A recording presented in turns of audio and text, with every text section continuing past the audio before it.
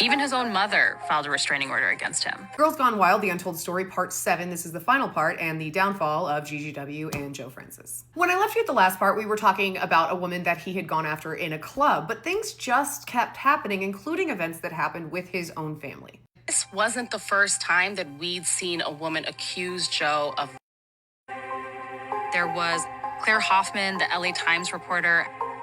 There was a property manager for a Santa Monica property he had who also accused him of harassing her, assaulting her, threatening her.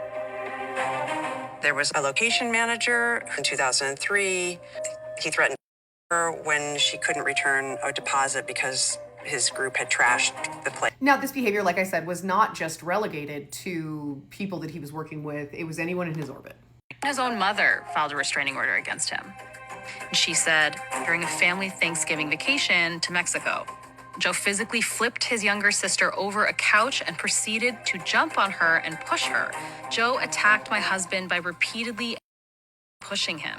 Joe tried to throw me down a flight of stairs, but was stopped by members of his staff. I had mentioned previously that Joe loves a nasty email, and so he actually emails his own mom, calls her a see you next Tuesday, tells her she's dishonest, she's horrible. I don't actually think I can play it for you, considering the language that he used. You'll never find anyone who has ever said that I have hit them or been violent against them. Anyone I've ever dated, ever.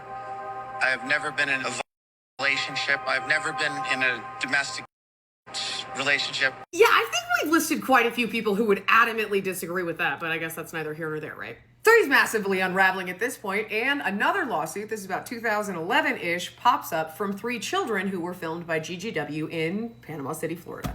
The ages of the girls that we're talking about when they were taped were 13, 15, 16. We're talking about children, girls who are too young to get their driver's permit, girls who are in junior high. So the trial is an absolute fiasco, right? You've got Joe coming in with one attorney, then that attorney's father passes away and Joe fires him and decides he's going to represent himself. Does a terrible job of that, but because he did that, he gets to directly cross-examine the people that he is there because he hurt. Now, he's doing this in front of an all-woman jury, and he says stuff and he gets himself in trouble, and the judge tells him, you either get an attorney or you're in contempt, and considering that had gone badly for him before, he decides to get another attorney. Now, it doesn't go the way that it should have gone because you've got to remember 13, 15, 16, these are literal children. The jury determines that while Joe did do something that was bad, that the girls don't deserve any kind of compensation because you got to remember this is a mindset from a couple decades ago, not 2024, 2025, and the jury deems them to be bad girls who should have known what they were doing even though they were literal children. This further bolsters Joe's feeling of he can get away with anything, he can do anything he wants, to the point where he says this on camera. Are you worried about your indictment? No. Come on, man. Worried about an indictment? I'm Joe Francis. Joe. I wake up every morning to an indictment. You remember when Qui-Gon was like, there's always a bigger fish? And Joe ended up responding in sworn affidavits that were alleging that Steve Wynn was making up false accountings, charging his big whale gamblers money they didn't lose. Joe had been spending a ton of money at the Wynn Casino, right? And he had gotten some loans for those bets. And when the Wynn company came after him and were like, no, we're probably going to sue you because you owe us a ton of money, he decided to go with defamation. Those kinds of allegations was a really bad move because you just challenged Steve Wynn's business model. Steve Wynn had really no choice except to go the distance and take Joe down for it. The Wynns are awarded $40 million, and this is when GGW files for bankruptcy, and Joe is watching his empire crumble around him. Then come 3 new charges for hurting 3 more women, wherein he is actually found guilty and sentenced to 270 days. However, after the sentencing, he's released pending appeal, and this is when he flees to Mexico and has not been back to the U.S. since. Supposedly, he's probably been back and just kept it on the DL, but you know. Joe doesn't flee to Mexico alone. He actually brings Abby, the woman we had spoken about that won his reality show. They go down there and they're trying to really project this facade of it's perfect, it's great. They have 2 kids. Even though people had seen a little bit when they appeared on a show called Couples Therapy, and he told her, Don't speak up too much. I'm not saying that. because you may ruin the whole reason I like you. I'm kidding. But you're not.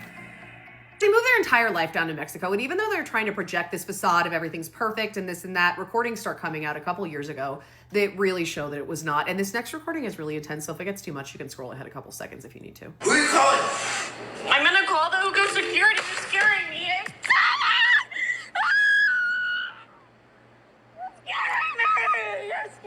You're hurting me, Joe. Please, I'm not scared. Stop it. I'm not hurting you. I'm not hurting you. I'm not hurting you. No, you're scaring me. Oh.